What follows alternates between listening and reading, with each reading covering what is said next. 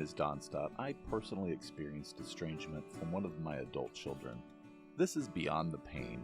I hope this will be a place where parents of estranged adult children can find peace and healing. I will share some of my experiences as well as some from other parents. The goal is to bring this out of the shadows and stop being ashamed, and then to build up and inspire you. You can find my podcast on Google, Apple, Stitcher, and Spotify. My email address is beyondthepainpodcast@gmail.com.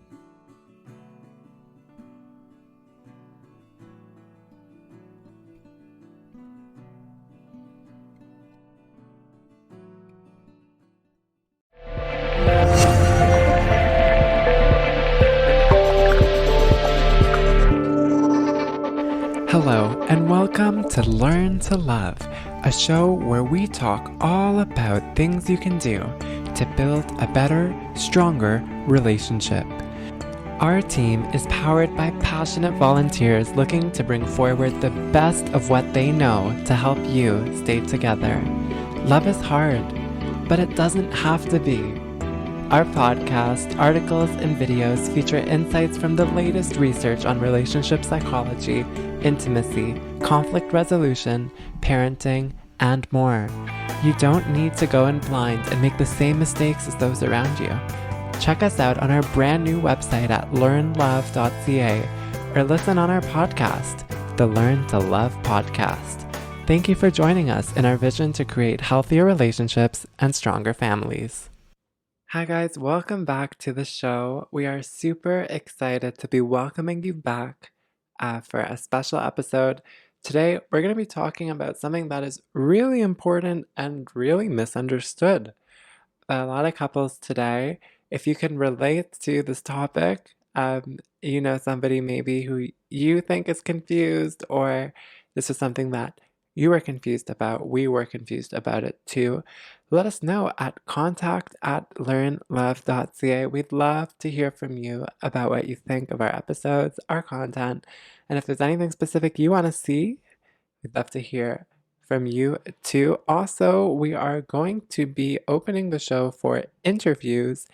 If you have a really interesting story, something you want to share, something you think is in line with our message, a misconception about relationships, and you want to share your story, contact us at contact@learnlove.ca, and we are so excited to hear from you.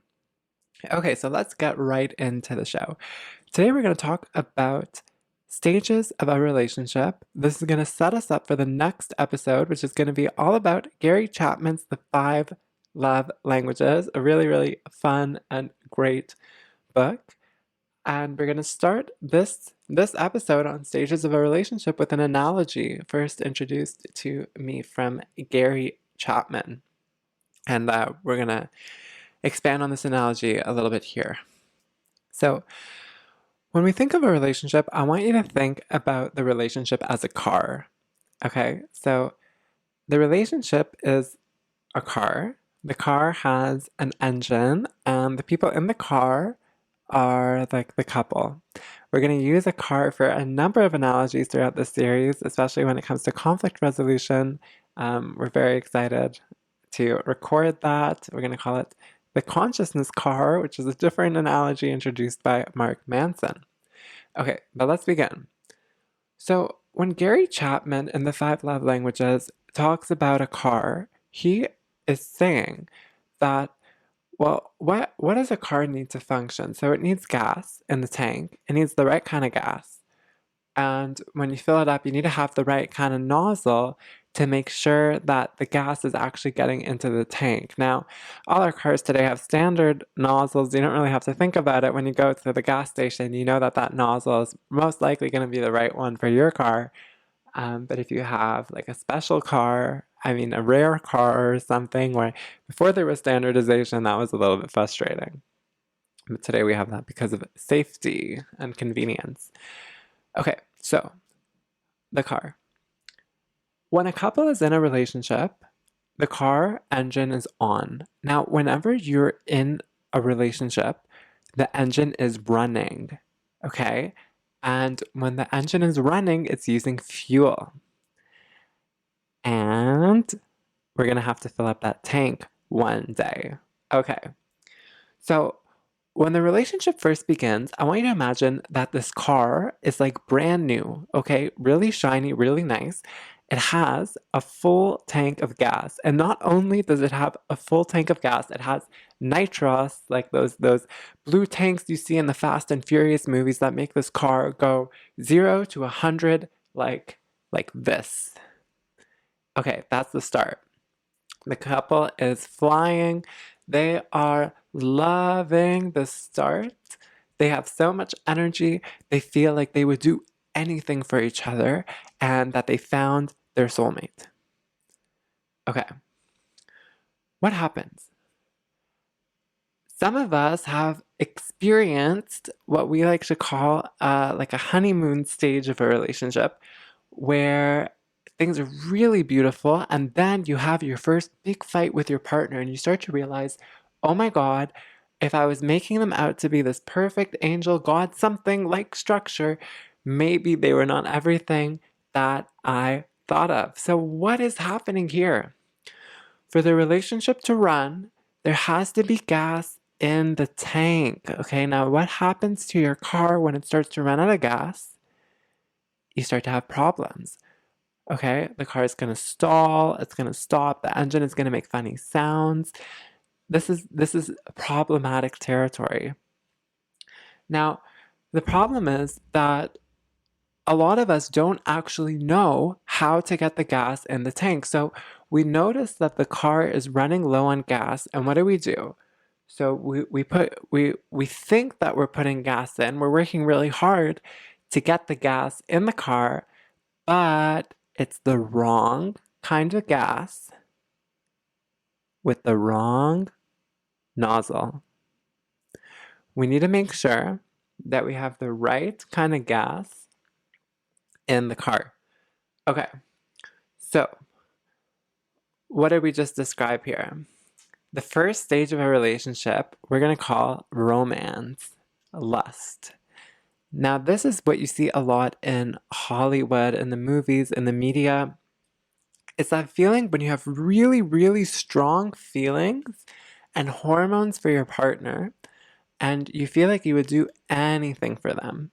It's this like big high that you get at the beginning of a relationship. Now, there's a number of theories as to why people get such a high. One of them is from anthropologists who think that relationship and bonding is really important for human survival. So if you meet somebody and you think that you can be compatible with them, that you can build a relationship together and be together, you have your brain rewarding you with hormones saying, this is good, keep doing this, this is good for your life, this is good for the species. So that's a view. And we can expand on this further. It's not just for reproduction, but there's a lot of evolutionary anthropologists who are suggesting that humans lived in small communities for a very long period of history before they started to form larger civilizations. And they call these harems. Harems, it's like a few dozen people living together. So your survival back then was strongly related to your ability to be accepted by peers. So people who were excluded from groups, from these harems, often didn't make it just because the conditions were really hard to survive. So social acceptance is maybe something that our brain rewards us because it was so important to have for survival before, and even still today we're seeing so important for survival today, because people who live in stronger relationships, as John Gottman writes in his book, The 7 Principles for Making Marriage Work, not only live 4 years longer on average than people who don't report being in happy, strong relationships, also their immune systems seem to be stronger. That's another interesting finding that they talk about in this book. We're going to talk a lot more about the effects of relationships in a separate episode, and also on the effects of acceptance in childhood and how it is so important for lifelong health and success. And we're going to reference, when we talk about this, a really interesting study called the CDC Kaiser ACE study, which looked at adverse childhood experiences and how they affected individuals throughout their life. So, what did we discuss so far? So, at the beginning of a relationship, you have a really big rush of good feeling, which we're talking about on the show, may be related to the necessity of having social acceptance, not just for the continuation of the species, but also for survival in previous time periods. And we're seeing, again, still for survival today. So we're going to call this the first stage of a relationship, which is romance or lust, this really strong hormonal period. And it's super unfortunate that a lot of media and movies portrays this as being the whole part of a relationship. Like, in a lot of movies and on TV, you see this like intense lust, desire when two people meet, and in a lot of songs where people are talking about this period, and they think that it's their whole relationship. Like people watching media think that this stage is what is a relationship. But what we're going to suggest is that it's just stage 1, and it typically lasts between 3 months and 2 years. It's so unfortunate that so many people have this stage start to pass and think that they're doing something wrong and then break up with their partners because they think that it's fizzling out. It's not supposed to be this way because of what they see on media, because there's so little portrayal of the next stages. So, okay. Stage 1, lust, desire. We have a full tank of gas in this brand new car with the nitros, and this car is performing really well. Now, in stage 2 of the relationship, we're going to call this a bit of a struggle. Okay, we're going to call this stage struggle. Not that every couple goes through an intense struggle at this stage, but we think that there's a little bit of trouble when you first transition into this stage for many couples, which is a good struggle if you can find meaning and if you can learn from it.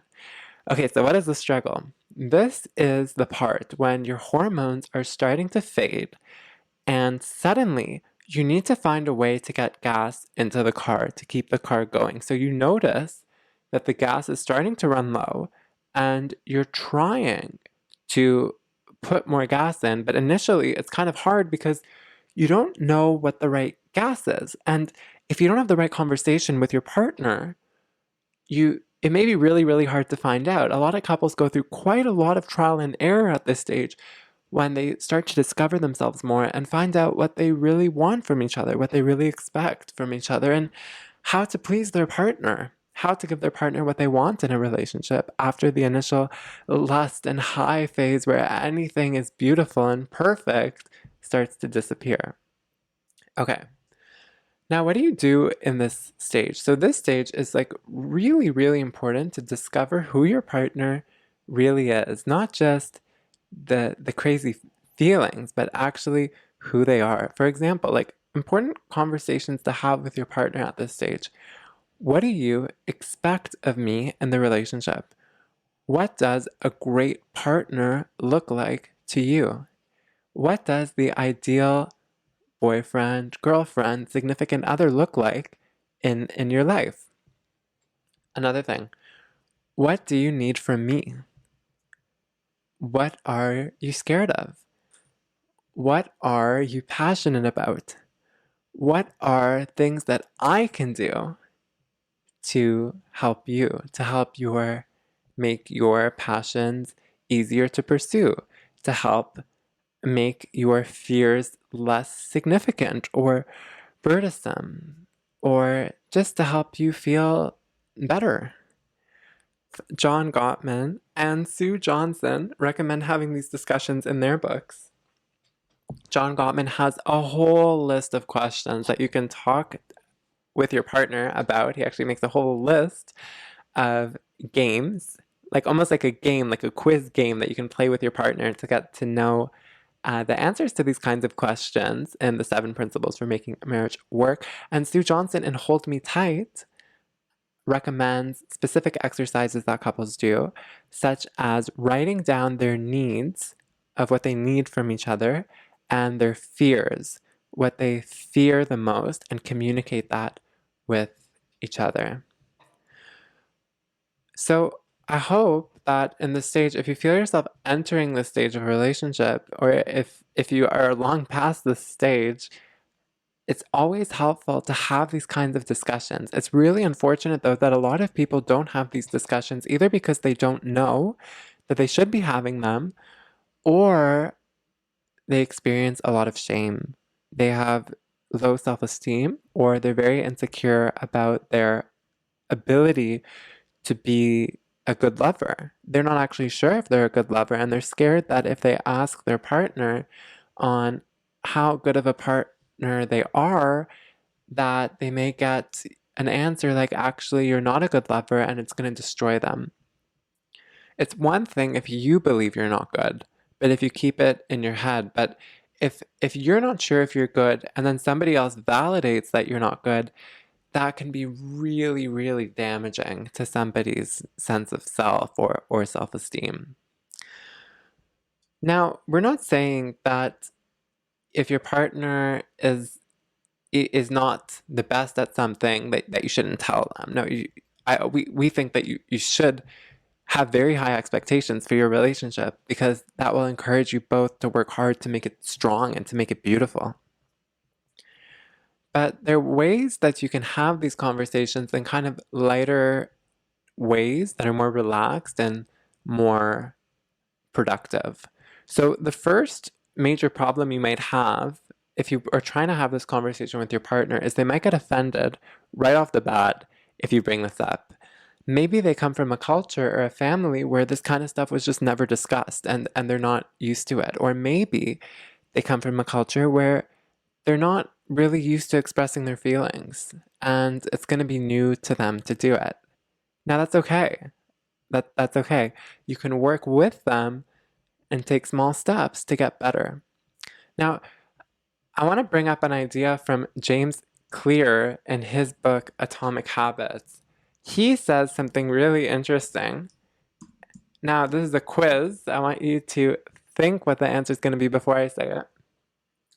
If you get 1% better at something every day, how much better are you at it by the end of the year? Think about it. Every day we're getting 1% better. How much better are we going to be at the end of the year? Okay, 5, 4, 3, 2, 1. Okay, if you guessed 3.65 times better, that's incorrect. If you guessed 18 times better, that's incorrect. If you guessed 100 times better, that's also incorrect. The answer is about 37 times better, 37,000% better by the end of the year because of compound interest. Okay, the same thing that if you have long-term savings, which it's a great thing to do to become financially secure, but we're going to stay away from that because we're not a financial podcast. You're going to get compound interest, which is going to make your principal double over a decade. The same thing is going to happen to your skills. So the idea here, guys, is we're not trying to go really fast and change our partner or anything. We're just trying to get 1% better at communicating our needs and expectations in the relationship. Because once we do that with our partner, it's going to help us feel much closer to each other and get to the next stage. Before we go right to the next stage, I want to give some more tips about having this conversation with your partner. So the first thing I think is so important is to use I instead of you when we bring up the discussion. So we're not going to say, hey, you're so this, so we need to have a discussion. No. We're going to say I. You can say something like, hi, hey, partner. Okay.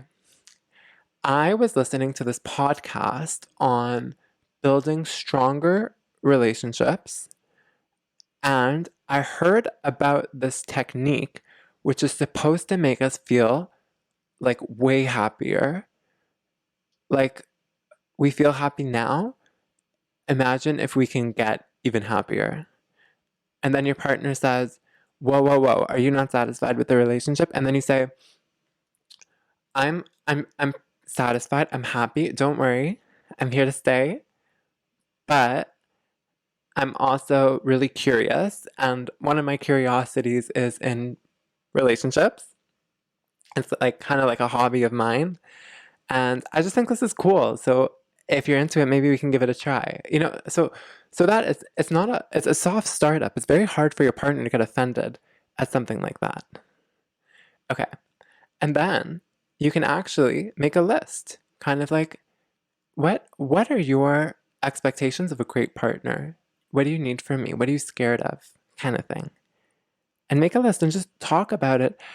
We believe that you can only love somebody as much as you know them. So taking the time to get to know your partner is so beautiful. There's so much more things you can love about them once you get to know more about who they are. And also, the more you know them, the easier it will be to understand them in different instances. So let's say your partner does something and you're just really not sure why they did it in the moment, like they overreacted. By knowing them a little bit more, maybe knowing their fears, knowing where their fears are rooted, you can understand. Now, Sue Johnson in Hold Me Tight talks about soft spots, which are the things that get us from 0 to 100 really fast. And for a lot of partners, it's very strange because you think about your partner the way you think about yourself. So you say like, oh, well, I wouldn't get so offended. Why are they getting so offended? But the important thing to think about is, well, maybe that's a soft spot. A soft spot is an insecurity, usually rooted in childhood, where it's not actually what you're doing in the moment that's leading to this interaction, but it's actually something that they're very insecure about that's very problematic for them. And what you can do is you can just acknowledge that your partner is feeling overwhelmed if you trigger a soft spot. Remember, we talked about rescue in the last episode. The first thing you can do is try help them calm down by holding them or assuring them everything's going to be okay, that you're there for them, that you're listening. And after you calm down, you can talk about, as your partner, I'm curious to learn about what that was like for you. Can you share with me what it felt like? And you'd be amazed at what they can tell you. Another thing we noticed on the show is it's really interesting when you approach a partner from curiosity. I think people really like it when somebody is curious about them. So, like when their partner is curious about them. So, if you approach your partner with a genuine curiosity to learn about them in a respectful way, they might be like, wow, somebody, they really love me, they really care about me, if they want to know so much about me, and if they want to understand me. Because that's so important. That when we feel understood, it's like an amazing feeling. It's like, wow, they care to understand me.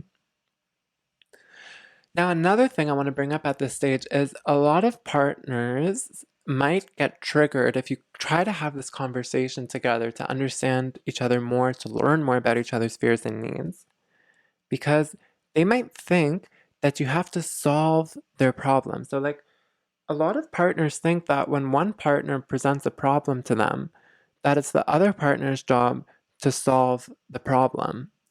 And then the partner gets overwhelmed. They say something like, why are you bringing this up to me? I don't know what to do. I don't know how to solve this. Stop coming to me with your problems and loading your problems on me. And that is really hurtful because it's like I felt alone, like I was struggling with this problem. And now I told you, and now I feel even more alone and struggling. But what partners should remember is it's not actually your job most of the time to solve the problem for your partner in that moment. If your partner comes up to you and asks and is sharing a problem that they have with you, they're most of the time seeking primarily to feel understood in that moment. So I want you to think, like, remember this, put this in your head. If your partner is approaching you and explaining a problem to you, don't get triggered and think about what you need to do, how you're going to solve it. Don't think about that. Take a deep breath and just listen.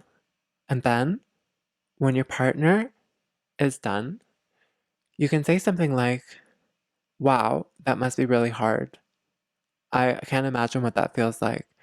I want you to know that I'm here for you in this and I'm available. And, just you're not alone. That is so beautiful. And that's what your partner's looking for. They're not looking for you to solve their problem. They're just looking for you to understand them, to make them feel like they're not alone. Okay, so now let's summarize what we talked about so far. So, stages of a relationship. We opened with the idea of a car, and you need to get gas in the car, okay, for it to run. At the beginning, it's really full, and then it starts wearing out. The first stage is this lust romance that we see in media, and then partners go through a little bit of a struggle to learn how to get that gas in the tank. How do you know what kind of gas it is, what the nozzle is? The idea is you want to make sure that that gas is going in the tank. So many partners, they're like, look, I'm pumping gas. And they're like, I put 100 liters in. But they're like, no, you didn't, because it spilled all over the floor. And they get super frustrated. They're like, look, I'm pumping gas. And the other partner is trying to tell them, look, you're pumping gas, but it's the wrong gas. You're putting diesel into a petrol car, or it's spilling all over the floor. And the other partner gets mad and says, well, I don't know what to do, And then it's like, okay, what do you do? Well, this is what you do. You talk. How many people have actually asked their partner before, what do you need from me? What does support look like? What doesn't work for you? Think about it. You are spending more time with your partner than maybe anyone else in your life. And you didn't even ask these questions, which in a job are like some of the first questions that you get asked if you're working on a team at work. So many people at work get almost like performance evaluations in a sense where they, they say, this is how you're doing, this is what you can do better, this is what we want from you, this is what we expect from you. People are kind of used to it in a work setting. I'm not saying that you should make your relationship like work and rigid and this kind of stuff. I'm just saying that like companies who try communicate clearly what their needs are for their employees and give their employees an opportunity to also communicate what they need to succeed in their roles, do well. And you don't have to limit these tricks just to the business world. You can apply them to your own life too. Okay, so we just went through the first two stages.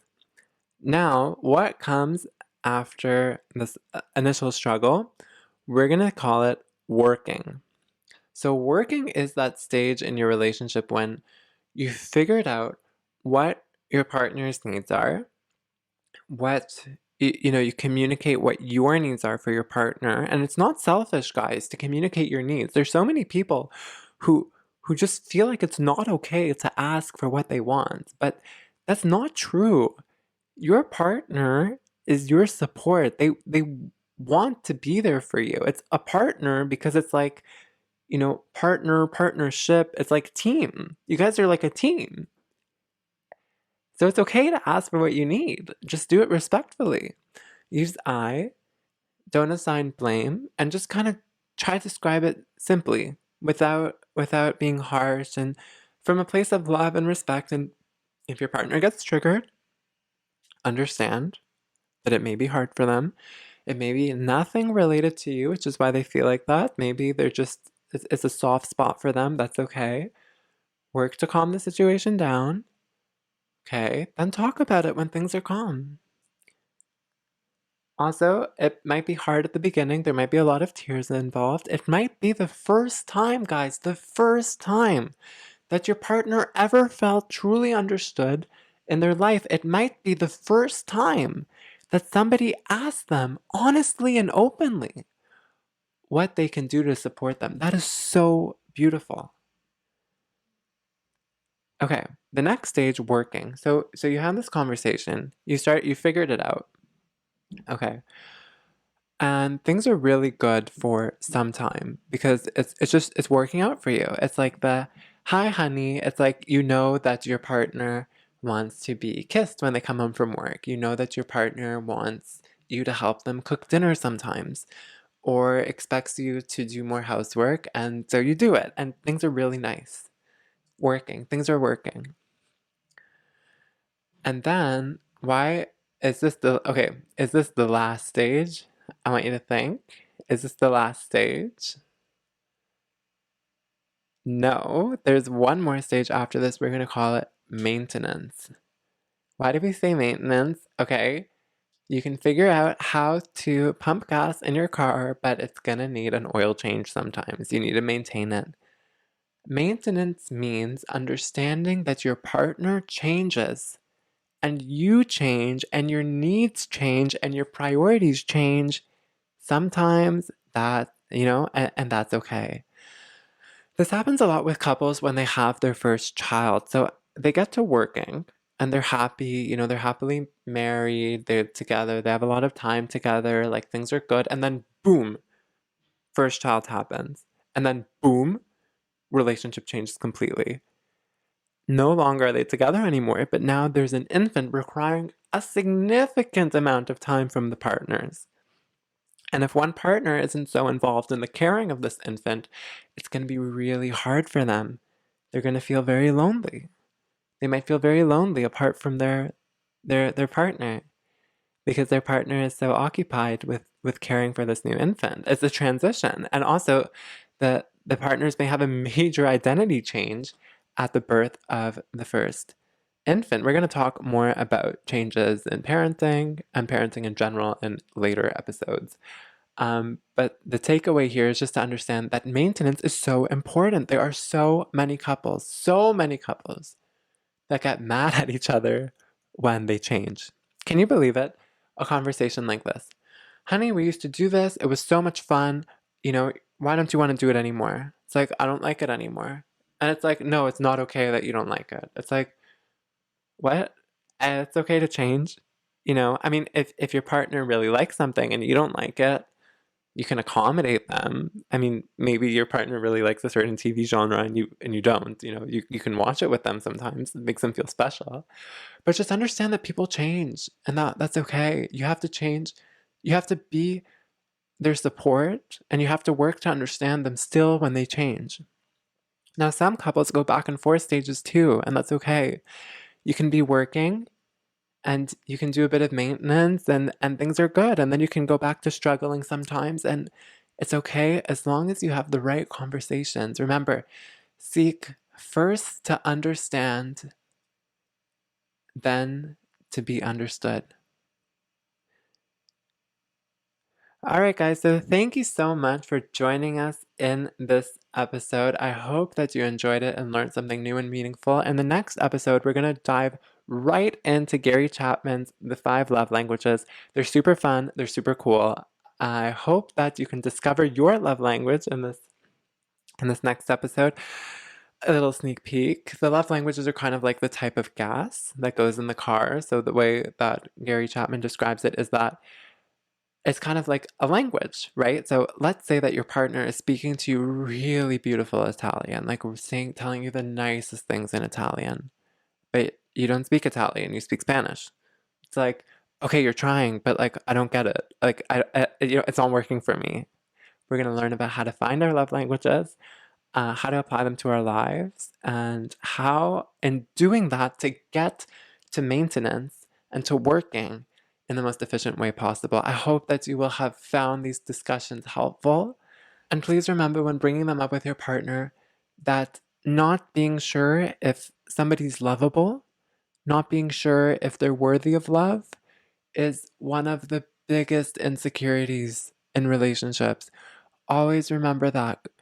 You have to come with a full heart of caring and communicating to help your partner feel like they are good enough. So many people don't feel good enough, especially when it comes to love.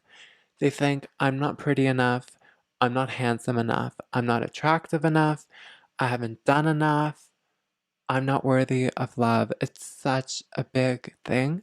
Remember, you're approaching your partner and yourself saying, I am worthy of love and understanding and acceptance, and you are worthy of love and understanding and acceptance. And we're going to do this to help us get there better.